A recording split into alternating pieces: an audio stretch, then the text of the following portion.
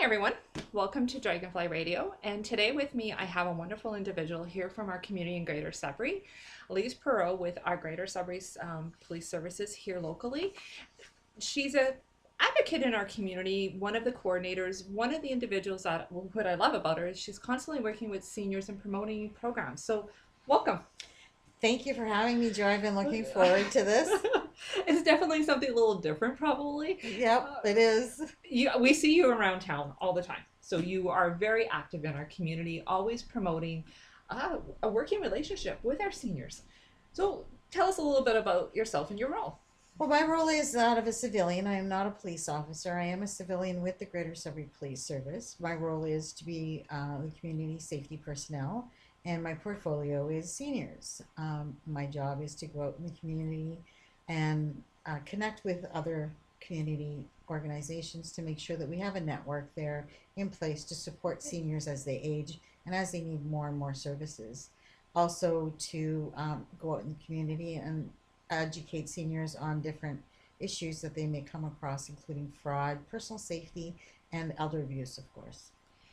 Do you find there's one area specifically that you get a lot of contact? So a senior's having a concern, maybe a scam.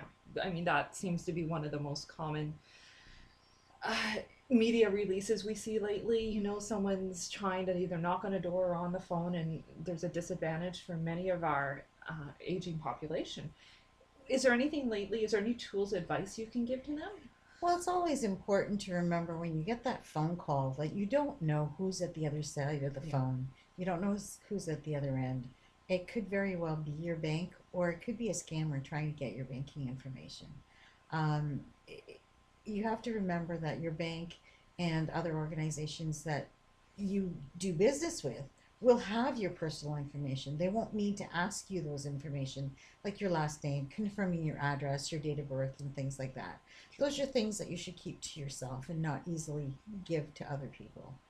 If somebody on the other line is asking someone, okay, give me your information, how does the one receiving that call, what is some of the tips maybe that they can do to be able to say, okay, you're not really who you think I think you are? If people start asking a lot of information that you know you've done business with, or you don't know who these people are, what I always recommend is say, you know what, this is really a bad time. Can I call you back? Okay. And then you can call them Yep. at the number that you know to be correct and call them and say, hey, are you trying to get a hold of me because you need this? Yeah, they're going to confirm your name, Right. your date of birth, your Yep. address, because they need to confirm who you are. Because again, they don't know who you are until you've confirmed that information. Um, but it's really important to just get off that phone call that feels uncomfortable and make a call back to the Okay. organization that's calling you, but at a number you know to be correct and not the number they called you from. We have some great resources here in our community that seniors can tap into basically to be able to protect themselves. Is there any, I think the friendly call program is one. Mm-hmm. What are some, like, how does someone reach out? So they want to get actively involved in protecting their information, or maybe they just, a family member needs someone to touch base, check in. Where can an individual like myself go? Well, we have our friendly call program is run out of actually most of our drawing the blank. Our storefront locations, which includes there's one in Hammer, there's one in Perreault. They're all over the place, Outlining areas. and it is a volunteer that would call. So what we ask is if you do know someone who does need that phone call, just to check in and say hello and have a conversation, because sometimes seniors or older adults just need that knowing someone's calling to check in on them a couple times a week.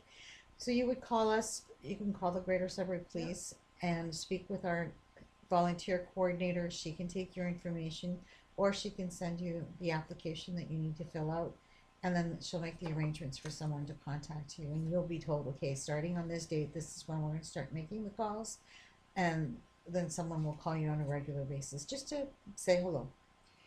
Is it okay for a resident in the community, a senior, because that seems to be more the topic today?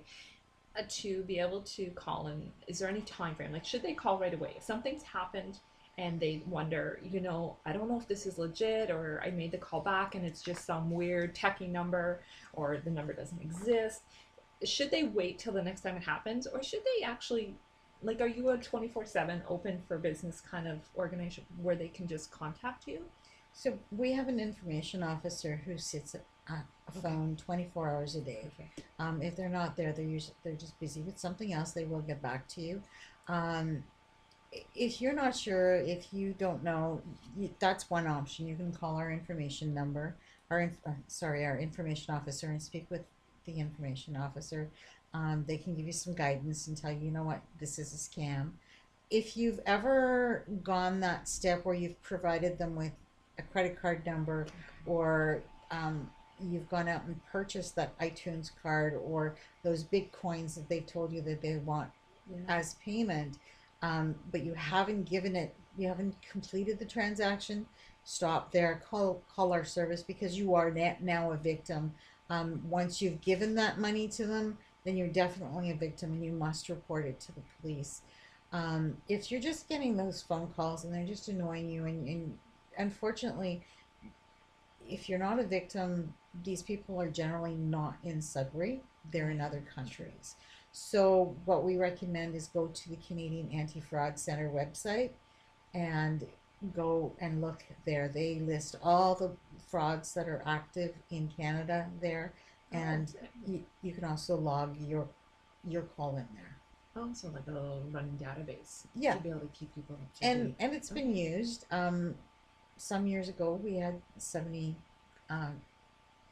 people arrested in another country for the Canada Revenue Yeah. scams. So it's really important that they have that information, that database, because it can help Interpol with international investigations. So.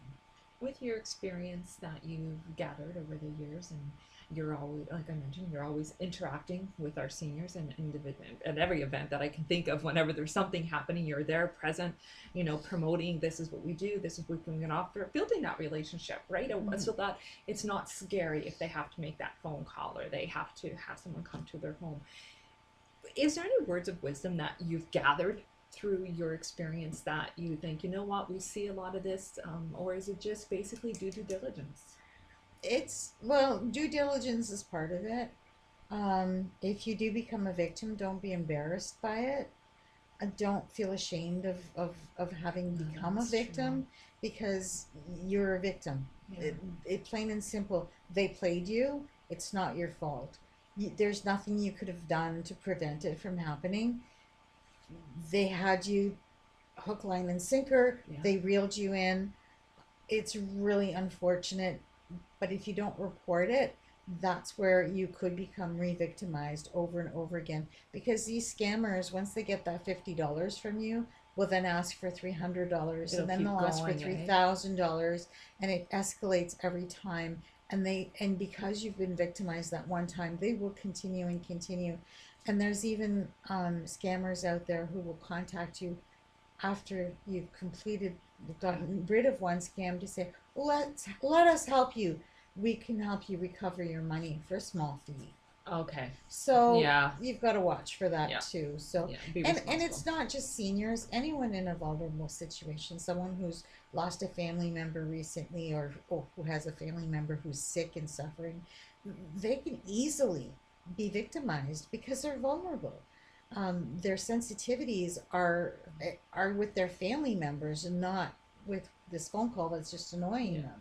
them. So it's really important to always remember, it's not just elderly people who become Yeah. victims.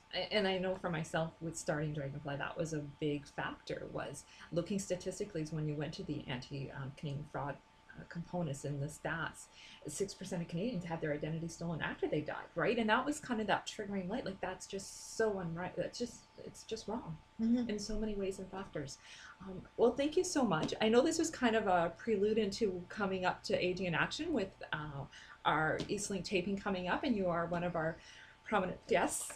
We're looking so forward to it, and I'm sure there'll be more conversations that'll be a little bit of a hotter topic coming from the table at that conversation. But this one's just like a nice way to educate our seniors about your programming and what we can do to help prevent Absolutely. those. Like I said before, we have information officers 24 hours a day. I work Monday to Friday, 8 to 4. I'm in the office on and off, except for times when I'm in the community. In my home. But there's certainly, I have an answering machine, and I will call people back, and it's important. And the phone number for the police station is 705-675-9171. Okay. And that's how you would get a hold of it. Okay. We will share all the information on our website, our Facebook, our social media, and obviously within our podcast, and also any of our formats. In case you have a question yourself, there may be a situation that's come about. Maybe it's from mom or dad or your own self information. We will share that information. So thank you so much, Lise, for coming out to my home today. I appreciate that. It was a great pleasure. Thank you. Again, everyone, have yourself a wonderful day. Take care. And until next time, have a great one.